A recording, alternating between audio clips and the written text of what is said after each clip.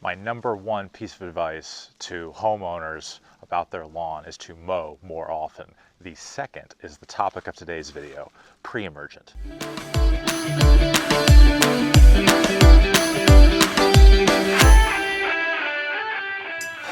So I don't know about you guys, but I feel like everything in my life nowadays is a scam, ads, things on the internet. Everybody's just trying to take the money out of my wallet and put it in their wallet. So I am using this yard, this section of my yard, as my 2025 project yard. And it is completely unirrigated.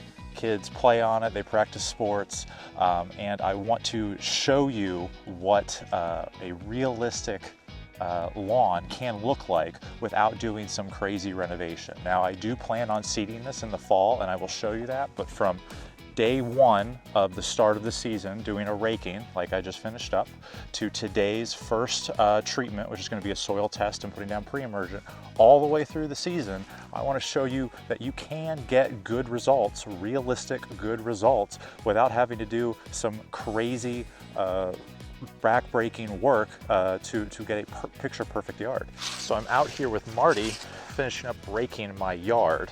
That was the topic of the previous video. If you have not seen that, please check it out. But to summarize, it's a really good way to reset your lawn and to give it a good start by getting out all the junk that accumulated over the fall and the winter time.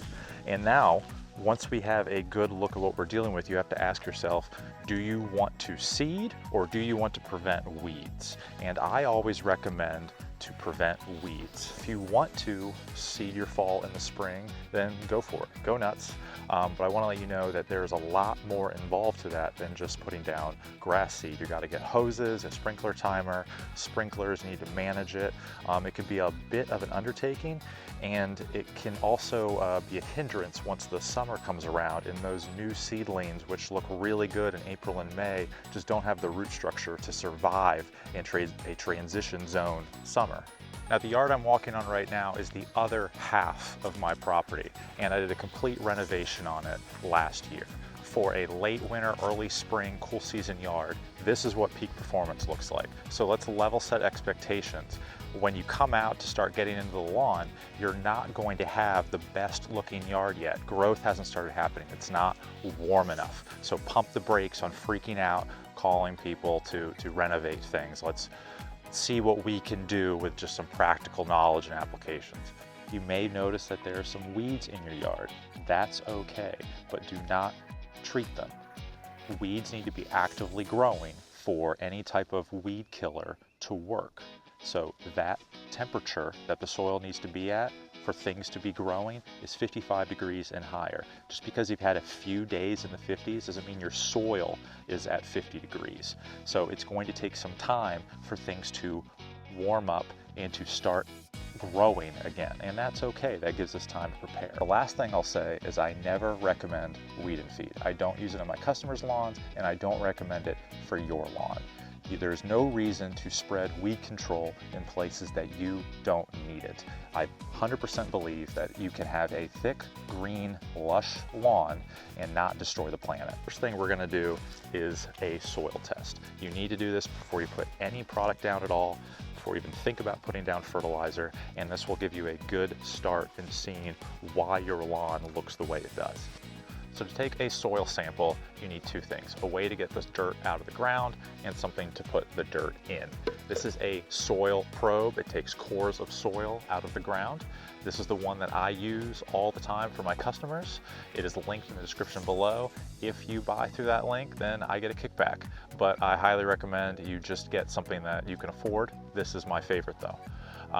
You also could just use a garden trowel, just something that will allow you to take a core of soil 3 to 4 inches down. So don't feel the need to buy this if you don't want to, but this really makes it easy for me. And the second is a bucket. I don't have a bucket linked below because it's a bucket, but I'll say that you need to use something plastic or something that is not going to react. So don't use anything like galvanized steel or some other kind of metal because we really care about the chemical integrity of the soil. So just your normal mixing bucket from the dollar store or Lowe's will be perfect for this. The soil testing lab I use is the University of Delaware, the University of Maryland, I'm located in Maryland, does not have an operating soil testing facility anymore. And so I recommend that if you live in this general area, that you should use the University of Delaware. They are linked below as well. If you do not live near here and your state does not have a testing facility, like a state university, then try to pick a state that has similar geography to you and similar soil structure. So if you live in California, don't send it to Texas. If you live in Kansas, don't send it to Maine. All right, for our first core, we're just going to push the probe down in. Oh, this soil is dense. A little twist, and we're going to pull that out. We're going to drop that in the bucket.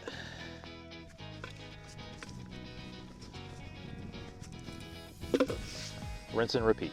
Now, in order to get an accurate representation of the kind of soil that you have, you can do one of two things. You can either go in an X or a zigzag pattern, and you're looking for about 12 to 15 samples. At the end of the day, you want to have about a cup of dirt, not grass, not stones, not roots. You want a cup of dirt. So you might need to overfill your bucket, not this much soil, that'd be ridiculous, but overfill the quantity that you're going for, and then we're gonna pick out everything that's not dirt. The number one thing that I'm looking for is to see what the pH of the soil is, or how acidic or basic your soil is.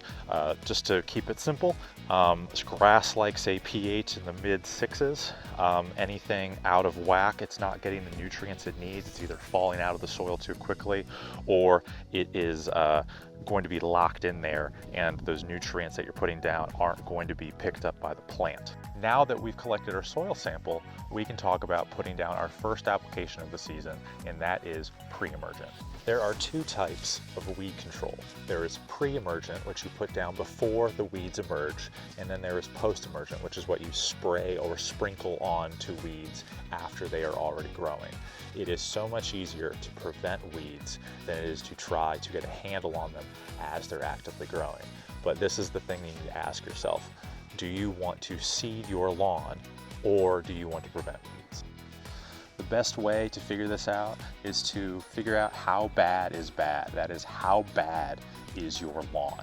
Now, as I said earlier, my going to be fantastic looking front yard looks not really good right now, but it's relatively full and there are very few weeds in it. This lawn, this area that I just spent yesterday and today raking out, looks relatively good, but it also has a lot of thin patches, and I'm not 100% happy with all those. I'm not telling you you need to be happy with thin patches, but overall, it looks pretty good. And so I much rather prevent weeds for the entire season and make it really easy for me to just spot spray if I want to, than to take on a spring seeding project where I don't know if it's going to be 100% successful. I know the summers here are very hot.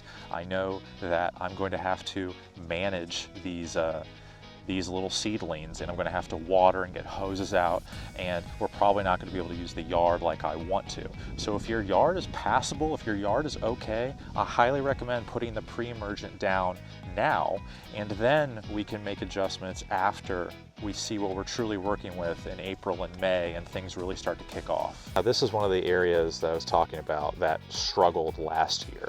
It's very thin, I raked it all out, and it really exposed how little grass there is. This died off from a fungus infection last year, and I'm going to show you how to treat something like that. But for the sake of deciding whether or not to seed right now or put down pre-emergent, I'm okay with this, because if I look at the lawn overall, which is what you should be doing, I've got some pretty good grass growing. So I'm going to make the decision to put down pre-emergent and keep what I have and just push it as well as I can, and then come the fall, then we can do our overseeding. This is what I'm going to be putting down in my yard today. This is Lesco's pre-emergent herbicide. The active ingredient is prodiamine. The three that you might run into when you're making your decision on what to put down are prodiamine, dithiopyr, and pendimethalin. You might go to the big box store and see something like Scott's crabgrass preventer, weed preventer, Weed X, Anderson's Barricade on Amazon, anything like that. I think all of these are good. The number one variable that's going to figure out if you're going to be successful is how well you put it down, and I'll talk about that next. But all of these are good. The thing I caution you from doing though is don't put down weed and feed, don't put it down a 3-in-1. These 3 numbers that you see here, and I will zoom in, the 3 numbers at the bottom are the macronutrients in the fertilizer. The first one is nitrogen, which causes growth. The middle one is phosphorus, which is good for root development, and the third one is potassium. Right now at this time, we're not putting down nitrogen or phosphorus, so find one that is just a pre-emergent. Find one that is just going to be preventing weeds. No growth, nothing about fertilizing, nothing about green color, anything like that. Before you put any product down in your yard, you should know how big your yard is or the area need to be treated, and you should know how much product you're trying to apply. These products are designed to be put down in several different ways. You could put it down so that you prevent weeds the entire season, all the way from right now until we start shutting it down in November, or you could prevent weeds up until a certain point. I always recommend you prevent weeds up until about fall, or that way that'll give you the option to overseed if you'd like to, if your yard didn't make it through the summer. The label of the product that you choose will give you good instructions on how much to apply depending on how much product you have. And there's 2 ways to do this. You can put it all down right now, or we could do what's called a split application. A split application is exactly what you think it is. We are going to take the total amount of product that we need to get us to the end of our target date, so in this case Labor Day, and then we are going to split that in 2. The reason why we're going to do that is because we can't eliminate 100% of the variables like nature. This yard is not irrigated, and all of these products need to be watered in usually in some capacity. So what I'm going to do is I'm going to put half of it down now, and then it will rain and be watered in. And then in 30 to 45 days, I'm going to put the second half down, and that will be watered in. And that will be the entire amount of the product that I'm allocating for. With this specific product, I'm aiming to put down about 3 pounds per 1,000 square feet for this application. Then in 30 to 45 days, I'm going to put another 3 pounds down per 1,000 square feet. That will get me to the fall, and then I can reevaluate. Now this is the part of the video where you might be getting a little overwhelmed with the math. Maybe you've never done this before, you're a new homeowner, or you've never taken care of a lawn. That's okay. This is what I want you to do. I want you to drive down to Lowe's or Home Depot and see what they have for weed prevention. And then you're going to make sure that it does not have anything but the weed preventer in it. And then read the label, see how much it recommends. It's going to have a per 1,000 square feet. Then a really good move would be to get a scale and weigh out the amount of product that you need to cover that 1,000 square feet to get you to where you're going this calendar year. So for me, I'm trying to put down 3 pounds per 1,000 square feet. This spreader's already calibrated, but let's say I didn't know if it was. Measure 1,000 square feet of your yard. Really close to 1,000 square feet is 11 steps by 11 steps. That's 3 feet per step. What you can do is just treat 1,000 square feet at a time. So grab your product of choice and then your spreader of choice, and then spread out the amount of product you need per 1,000 square feet just to that 1,000. That way, if you make any mistakes, you're only affecting a small area. Also, if you weigh out your granules, if you get 3 pounds or 4 pounds of product and you're able to see what that looks like, it'll give you a really good indication of how quickly this should be coming out. Common question I get is when to put down your pre-emergent. You want to put it down before those weeds start germinating, so before sustained 55-degree soil temperatures, but you also don't want to put it down to frozen ground as well. So there is definitely a large window in which you could do this. So what have we done today? We took a soil test, we evaluated our yard, and we decided that pre-emergent was a good move for us, and then we put that down in the appropriate fashion, 3 pounds per 1,000 square feet. In about 30 to 45 days, the soil is going to warm up a little bit. We're going to get some warmer temperatures, and we're going to be looking to put down the second half of that Pre-emergent, as well as our first fertilizer treatment. Ladies and gentlemen, thank you so much for following along with me today. This was the first application of my lawn care plan. I'm really excited to see how far we can push this yard, and I hope you're following along at home. If you have any questions, please drop them in a comment. I try to answer as many as I can, but I'm just one guy, so I do my best.